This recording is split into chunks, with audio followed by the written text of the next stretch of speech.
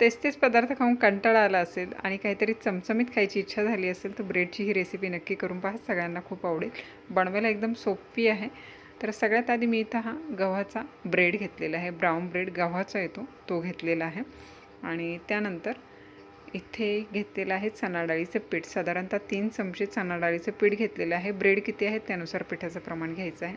या पिठामध्ये हळद टाकलेली आहे, लाल तिखट टाकलेले, आपल्या आवडीप्रमाणे तिखटाचं प्रमाण ठेवायचं आहे. यामुळे थोडेसे तीळ टाकलेले आहेत आणि थोडंसं चिली फ्लेक्स टाकलेले आहे. चिली फ्लेक्स टाकणं टोटली ऑप्शनल आहे, घरात होतं म्हणून मी हे टाकलेलं आहे, नाही टाकलं तरी चालेल. आता हे सगळे मसाले पिठामध्ये असे सुके आधी मिक्स करून घेऊया. आणि त्यानंतर काय करायचं आहे, याच्यामध्ये थोडं पाणी टाकायचं आहे. पाणी टाकताना एकदम टाकायचं नाही आहे, थोडं करून टाकायचं आहे. त्यामुळे पिठामध्ये जर काही गुठळे राहिले असेल तर त्या देखील याच्यामध्ये निघून जातील. तर या पद्धतीने असं एकाच साईडने असं हे मिक्स करत राहायचं आहे.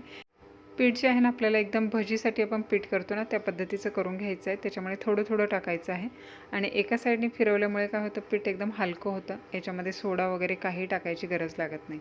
आता गरज वाटेल तसं मी इथे थोडं पाणी ॲड करत गेलेले आहे. पीठ जे आहे ना या पद्धतीचं असायला हवं, एकदम सैलसर असायला हवं. आणि हे कमीत कमी इथे मी 3 ते 4 मिनट असे कंटिन्यू मिक्स करून घेतलेलं आहे. पीठ एकदम हलकं होऊन जातं. आणि सगळ्यात शेवटी याच्यामध्ये टाकलेली आहे कोथिंबीर. तर कोथिंबीर देखील मिक्स करून घेऊया. पाणी वगैरे टाकल्याच्यानंतर पिठाचा बरोबर अंदाज येतो, त्यामुळे सगळ्यात शेवटी इथं मीठ टाकलेलं आहे. मिक्स करून घ्यायचं आहे. पीठ भिजवून झालेलं आहे. एका साईडला मी तवा देखील गरम करायला ठेवलेला आहे.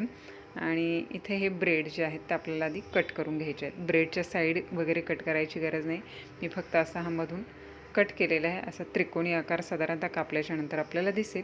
आता एक ब्रेड स्लाइस जी आहे ती ह्या पिठामध्ये आपल्याला अशी ही बुडवून घ्यायची आहे. सगळीकडे पीठ वगैरे जे आहे ना लागायला हवं.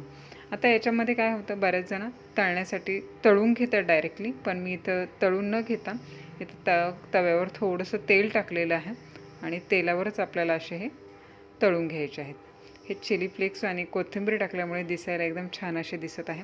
तव्यावर बनवल्यामुळे काय होतं, तेलही कमी लागतो, तेलकटपणा खाताना जास्त जाणवत नाही आपल्याला. तर हे एक करून असे पलटी करून घ्यायचे आहेत. दोन्ही साईडला आलटून पालटून सगळीकडनं असे हे भाजून घ्यायचे आहेत. याच पद्धतीने राहिलेले सगळे ब्रेड आपण भाजून घेणार आहोत. आलटून पालटून सगळ्या साईडने आपल्याला ह्या भाजून घ्यायच्या आहेत.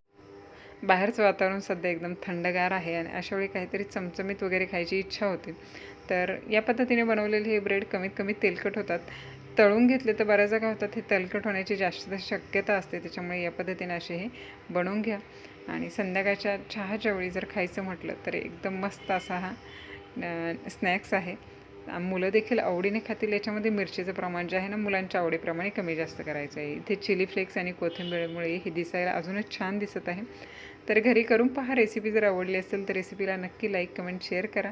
चॅनलवर नवीन असेल तर चॅनलला सबस्क्राईब करा. त्या बाजूला असलेलं बेल आयकॉनचं बटन प्रेस करा. त्यामुळे येणाऱ्या सगळ्या नवीन रेसिपीचं नोटिफिकेशन सगळ्यात आधी तुम्हाला मिळेल. तर पुन्हा भेटूया अशाच एका नवीन रेसिपीचा. तोपर्यंत टेक केअर.